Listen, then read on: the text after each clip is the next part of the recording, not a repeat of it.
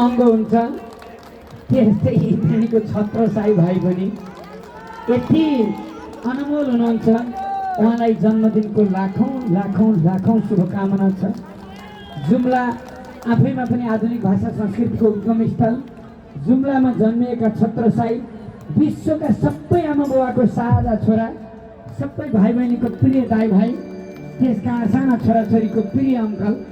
Uncle त हुनु भइसकेका छैन छत्र, भर्खरैको आजै जन्मिए हो।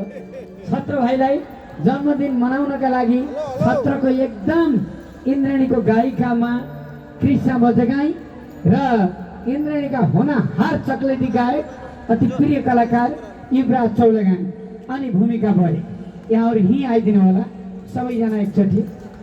हेर्नुहोस् त, छत्र साई जहाँ छत्र त्यहाँ दर्शक हुन्न नौलपत्र, जहाँ युवराज चौलेगाई त्यहाँ छत्र साई। हेर्नुहोस् त, त्यहाँ राई धाई भयो भने हुन्छ कि त्यस्तो रमाइलो। उहाँका गीतहरू पनि त्यस्तै राम्रा छन्।